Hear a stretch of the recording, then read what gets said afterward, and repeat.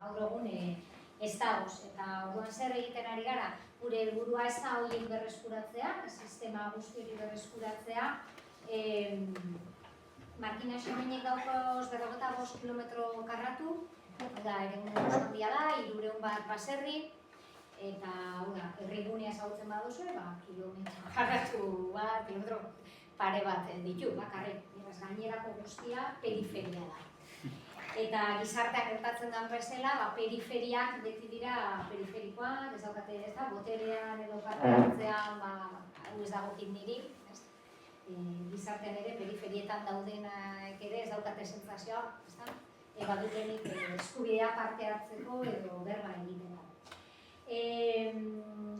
Orduan, badaukagu eremu handi bat, eta, ja 2011-2018ko agintaldi horretan, gu konturatzen ginen udaletik, orduan ni zinegotzi egon nintzen, eta konturatzen ginen udaletik, udala askotan bakarrik garatzen zituela politikak herrigunerako, eta periferia horiek hortxe geratzen zirela, eta horko landa eremu horretako biztanleek ere sentitzen eben, falta bat, udalarekiko komunikazio erabat apurtua, ez zeukaten ezelako ekarpen egiteko aukerari, ez zuten ere jasotzen udalaren gandik ezelako zerbitzurik, edo ez zegoen hor hurbiltasun bat. Orduan, hori hobetzea esan lehenengo gure helburua, hau da komunikazio berreskuratu eta herritar horien parte hartzea udalean be aktibatu. Orduan bururatu zitzaigun auzo batzarra. Auzo batzarrak eskofradietara jota, hau da, guk ezken jo kofradietara, 6 biztanle entitate ofizial dagoz, baina guk beste batzuk gehitu genituen, hau da, biztanle entitate ofizialen horien azpian zauden beste azpi auzotxoak. Hau da, harreman naturalek eragiten zituzten auzoak. Hau da, naturalki herritarrak nola antolatzen dira. Esate baterako, Barinaga auzoa ezagutzen baduzu, Barinaga zan kofradia biziren, Zapatetik San Pedro parrokia eta gero zegoen Santa Maña, Santa Marina kofradia. Hori naturalki bakarra da, bakarrera. Eta ostera Iturreta auzoa San Cristobal ermita ezagutzen zuen, ederra, Iturreta auzoan bereizten dugu Infernu Serra. Infernu Serra da, Infernuaren serra txikitxo bat, eta, hor kasuan, adiz, 2 auzo batzar egiten ditu. Hau da, auzo batzarrak deitzen dugu, modu naturalean jendeak nola harremantzen da, batzutan izan entitatearekin bat dator, eta beste batzutan ez, banatu egiten ditugu, modu naturalean. Hasierako helburua zein zen, urtean behin, herritarrekin batzorde edo auzo horretako herritarrekin batu eta feedback bat jaso. 2 norabidetan, 2 norabideko batzarrak dira. Batetik, batez be gu entzutera goaz, baina baita be, udal moduan be berba egitera edo zer nahi dugun, euren gandik eta 2 norabideko bilerak izaten dira. 2011 eta 2018ko lege agintaldi 2 horietan, ohitura zen, urtean behin egitea, eta hortik irtetzen ziren proposamenak, neurri batean udalak aloratuta aurrera ateratzea.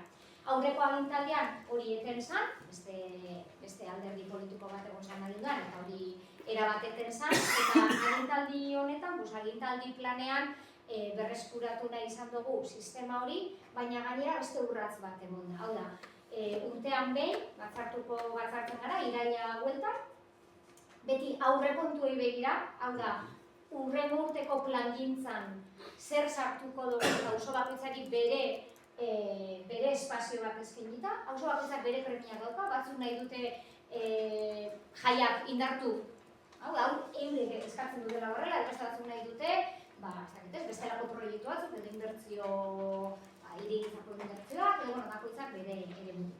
Egia da, auzo hauek badaukatela errealitate, homogenizatzen dituen errealitateak. Landa eremuak dira, orduan baserri eremuak dira, eta orduan baserri munduko preminak dituzte. Orduan hor, bilatzen zaizkigun gaiak dira basogintza, bilatzen zaigu ur edangarria edo uraren gaia, eta uraren inguruko kezka. bilatzen zaizkigu baserrien barriztapena eta baserren berpiztearen kontu hori. Eta gero askotan, pasatzen zaie, lehen aipatu duzuena, auzoak gehienak daude beste udalerriarekiko mugakide. Eta horrek, zegoen pasatzen zaizuen bezala, sortzen ditu arazo pilo bat. Ze arazo hau daukagu eta zein konpontuko dugu. Ze igual, gure udalera jotzen dute, Markiasen udalera, baina arazoa udal batek bakarrik ezin du, beste udalarekin egin behar du negoziazioa, horre guztiari erantzun bat emoteko egitura batzuk eta sortu dugu. Orduan, urtean behin bat hartzen gara, baina gero premia sortzen danean, hortik irtetzen diren gai batzuk garatu beharra sortzen baldin bada, urtean zehar beste hainbat bilera egiten dugu. Bilerak irekiak dira, deiak ere modu irekian egiten dira, eta banaka busoietara, paneletan eta azkenengo 3 urtetan, aginduan ni alkate naizenetik, bikoiztu egin da, parte hartzen duen jende kopurua, orduan ikusten ari gara badagoela erantzun bat. Guretzako da ariketa bat, klaro, ni iaz etorren nintzen irailean, aurten berriro nator irailean eta galdetuko didazuen, eta zer egin duzu? Edo, zer aurretugu, orduan, guretzako bai da ariketa bat, aurpegia ematea eta zer egiten ari garen horren barri emotea, informazioa partekatzea. Orduan, egiten dugu bilera eta gero behar direnean. Normalan gehienetan behar izaten dira bilera gehiago. Gai batzuk daude, potoloak, eta behar izaten ditugu bilera gehiago, adituak ekartzen ditugu, igual arazo horri konponbidea emateko, eta esan da moduan, gero eta jende gehiago ari da parte hartzen. Kasu batzuk ditugu, auzo elkartea existitzen dena, auzoetan bai baditugu antzinako eskola zaharrak, eta eskola zaharrak bihurtuta daude elkarteak. Elkarte gastronomikoak, bai? Baina auzo batzuk daukate elkarte hori, baina daukate auzo elkartea. Orduan, auzo horietara heltzea asko errazagoa da, eta hor gauzak bideratzea oso erraza da, eure antolaketa bat daukatelako. Orduan, baina beste batzutan ez, eta gaina auzo gatazka pilo batekin euren artean. Orduan, askotan, gure lana izaten da bitartekari lana, ez? Zuak amatatu, zu horiek amatatu, bitartekaritza hori, eta azken batean gure lana, bai da, euren preminak identifikatu, aurrekontuetan zahartu, eta alden horrean, premia horiei erantzun, baina esaten ez diogun beste helburua da saretzea.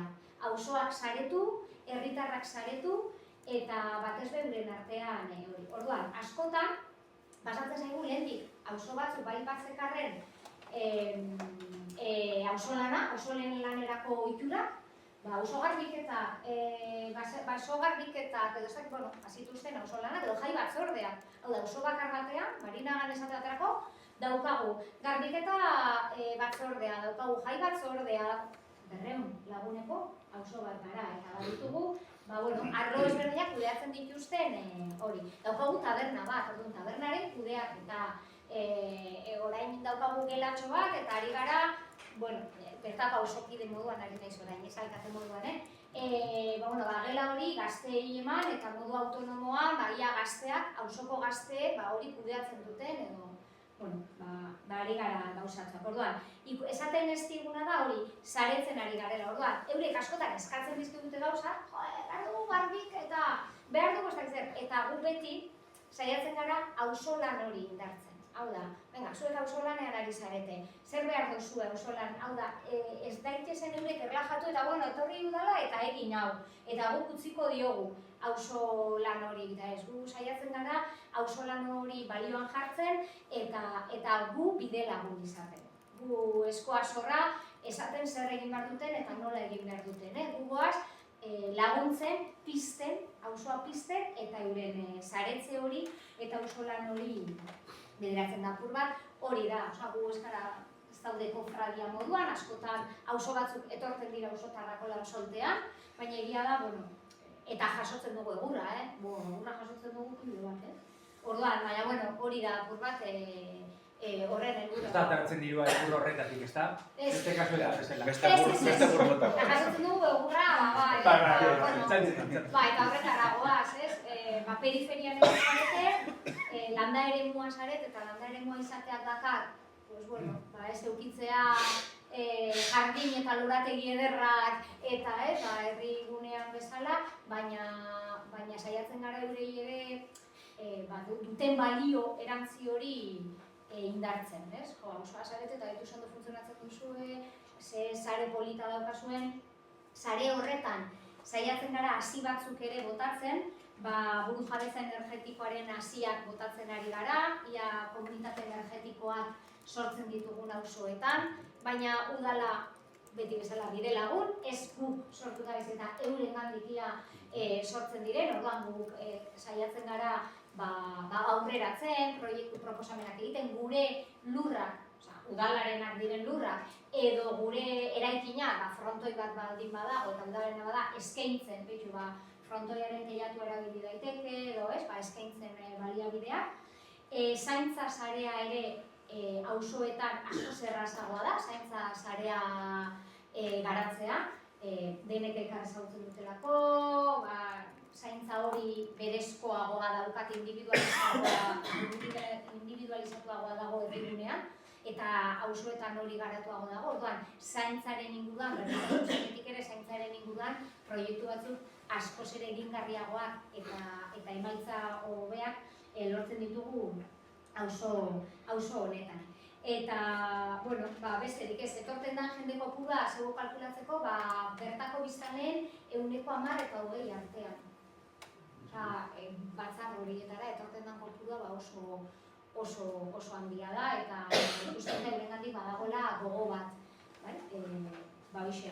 Orduan, gure ekarpena, Xabierre deitu estenean, nik nire txapa sartu nintzen, gu zertan genbiltzan, ez dakit guk ezer aportatzeri daukagun, eta ez dakit, gu saiatzen gara herritarrak ahalduntzen.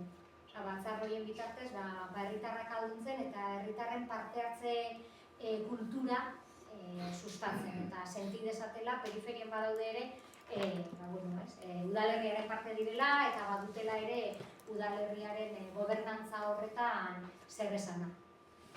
Eta, seguramente gauza asko itzi ditut, baina... Ondo. Eskerrik asko, iratxe. Bueno, kasu bardintzua da...